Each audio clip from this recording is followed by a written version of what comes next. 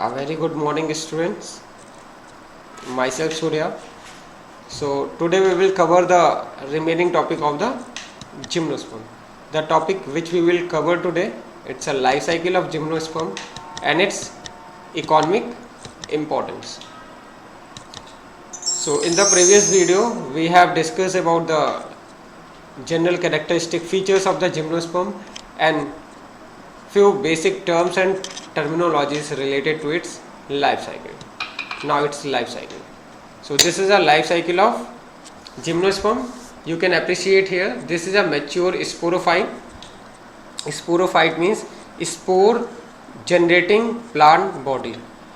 In the previous video I have told you that reproductive organ in the sporangium is a cone. Clear? This is a female cone and this is a male cone. And also if we talk about the cone, then cone is a group of sporangia. Here we are seeing that a single sporangium is shown here.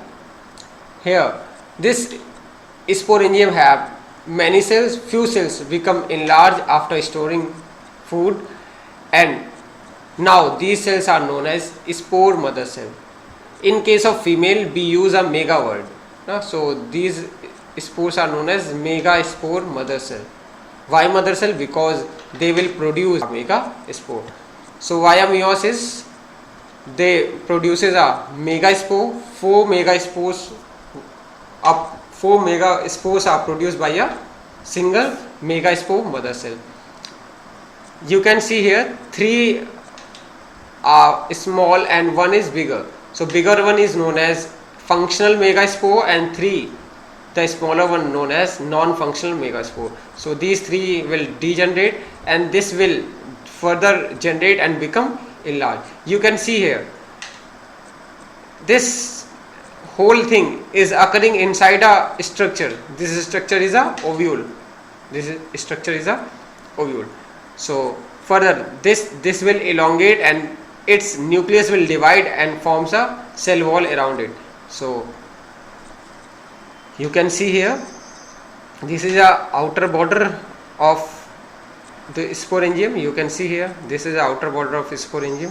Further this is a functional megaspore. So this is a border of functional megaspore, this one. So here you can appreciate this functional megaspore become enlarged and then its nucleus become one and two, and they also have covering. So the two cells which are formed have its name. One is known as archegonia, or we can say egg, and the other one is known as endosperm mother cell. Further, if we talk about endosperm mother cell, then it will produce a endosperm. Further, we will study that only single fertilization will occur inside the gymnosperm. Hence, this endosperm mother cell without fertilization produces a endosperm.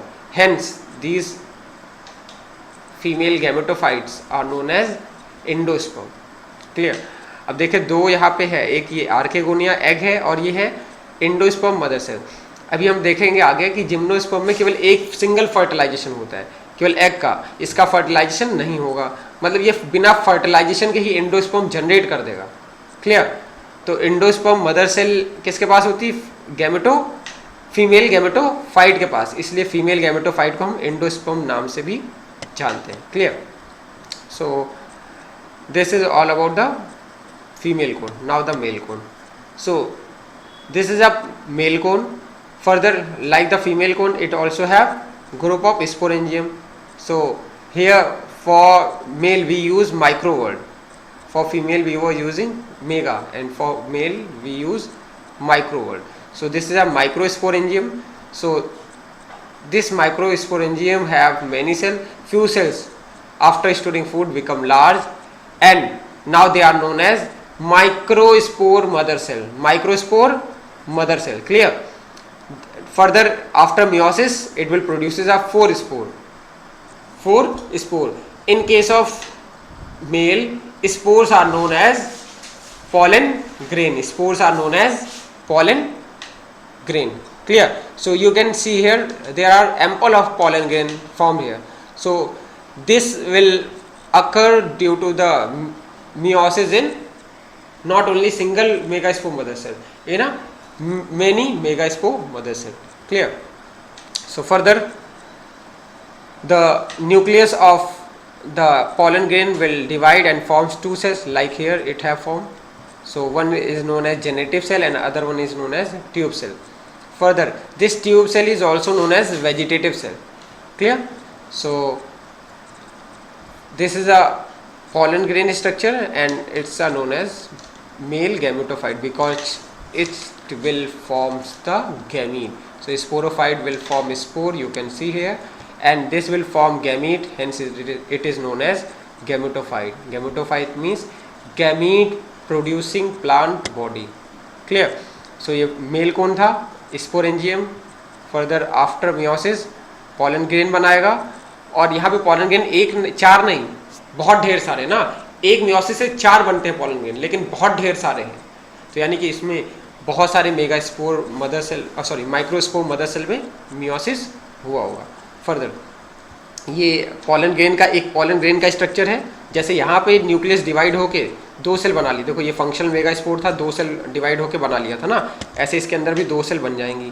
ठीक है, ये पूरा आपका pollen grain है. ठीक है, इसके अंदर दो सेल बन गई, एक कहलाएगा जनरेटिव सेल, दूसरा ट्यूब सेल, या फिर इसका नाम होता है वेजिटेटिव सेल. ठीक है, जो गैमेटोफाइट होता है ये कैसा होता है? विंग्ड होता है. वही बोले कि ये जो पॉलन ग्रेन बोले या फिर गैमेटोफाइट बोले, ये कैसा होता है? विंग्ड होता है. ठीक है, तो पॉलन ग्रेन ही क्या कहलाता है? गैमेटोफाइट. तो फीमेल गैमेटोफाइट का नाम है इंडोस्पर्म, मेल गैमेटोफाइट का नाम है पॉलन ग्रेन. फर्दर ये जाएगा स्टिग्मा पे, लैंड करेगा. ये जो ट्यूब सेल है ये क्या बनाएगा? पॉलन ट्यूब बनाएगा. ठीक है, खत्म हो जाएगी सेल. जनरेटिव सेल आगे जनरेट होगी, डिवाइड होके दो सेल बनाएंगी, डिवाइड होके ट्यूब के अंदर ही दो सेल बनाएंगी.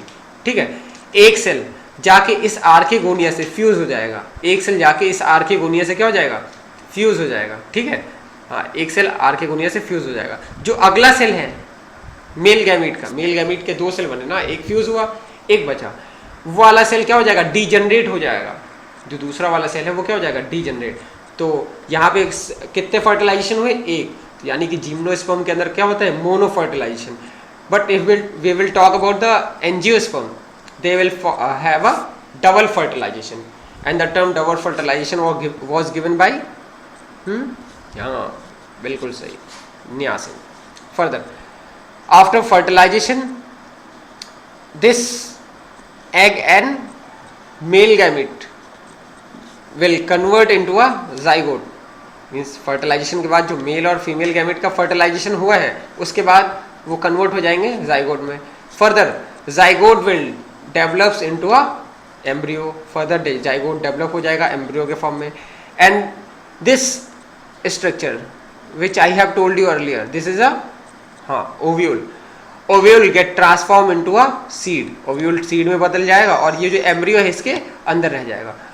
The remaining portion which you can appreciate here, this one, जो येलो के अलावा चारों तरफ जितना रिमेनिंग पोर्शन है ये आपका क्या बना लेगा? कॉटलेडन. किसका फॉर्मेशन कर लेगा?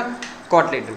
हाँ, अगर बात करें जिम्नोस्पर्म के सीड में, तो इनका जो कॉटलेडन है वो 2 से लेके 8 तक इनके अंदर कॉटलेडन हो सकते हैं. ठीक है, हाँ. So this is a mature seed. On further germination this seed will produce a mature sporophyte. अब जब भी इस सीड को हम फिर से क्या करेंगे? जर्मिनेट कराएंगे, फिर से मैच्योर स्पोरोफाइट को जन्म दे देगा. और इसके पहले वाले लेक्चर्स में मैंने बताया था कि विंग्ड सीड किसके अंदर होता है? पाइनस के अंदर. ठीक है, so this is a seed of Pinus and further it will produces a sporophyte. ठीक है, तो पाइनस भी एक एग्जांपल है किसका?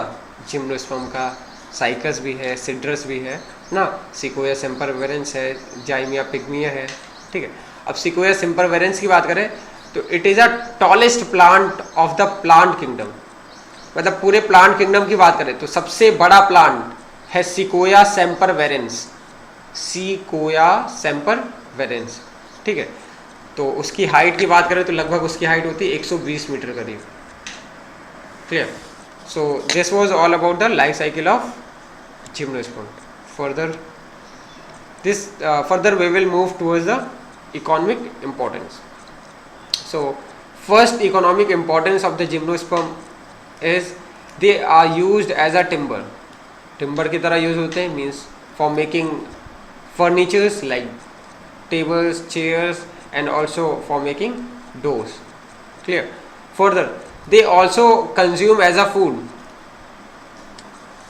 If we talk about the seed of pinus known as chilgoza, seed of pinus is known as chilgoza. It is used as a food. This chilgoza belongs to the species of chilwil. Have you heard about chilwil? Now the third thing, third economic importance. The stem palm of the cycas are rich in a starch. Further they are known as sago. Clear. जो stem का pulp होता है, ठीक है, किसका, cycas का, वो क्या होता है, स्टार्च रिच होता है, ठीक है, स्टार्च बहुत ज़्यादा होता है उसके अंदर.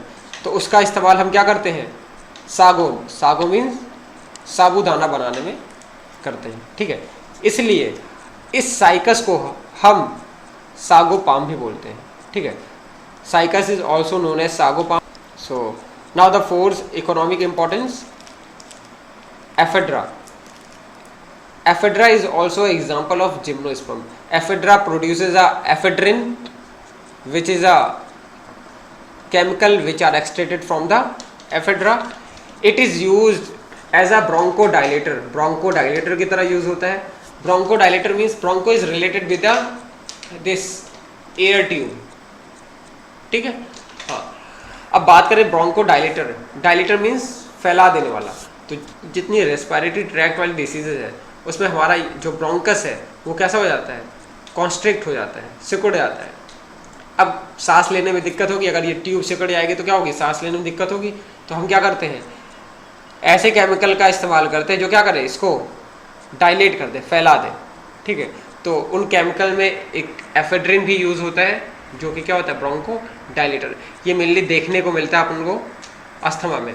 अस्थमा में अपन लोग बहुत मतलब कॉमन होता है, अस्थमा में बहुत बार देखने को मिलता है. मूवीज़ आपने देखा होगा, जो भी आपका हीरो होगा उसका जो फादर होगा उसको अक्सर दमे की बीमारी होती है, सांस लेने में दिक्कत होती है. तो क्या होता है, उसके पास एक डायलेटर होता है ना, वो माउथ में 4-5 बार उसको डालते हैं, फिर ऑटोमेटिक वो फिर से सांस लेने में सक्षम हो जाता है. तो होता क्या, यही ब्रोंको डायलेटर ही होता है उसमें, ठीक है. ब्रोंको डायलेटर वो डायलेट कर देगा ब्रोंकस को और आसानी से वो सांस ले लेगा. So this was about the economic importance.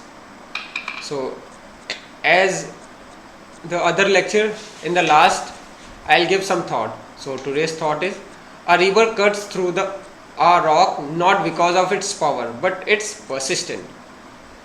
Means एक रिवर है जिसका पानी बिल्कुल कोमल है, वो बड़ी बड़ी कठोर चट्टानों को भी काट के अपना रास्ता बना लेता है. अब क्यों बना लेता है, क्योंकि उसके पास तो इतना पावर नहीं है कि वो रास्ता बना ले, लेकिन बना इसलिए लेता है क्योंकि वो हमेशा क्या रहता है, दृढ़ निश्चय करके वो हमेशा डटा रहता है, निरंतर प्रयास करता है.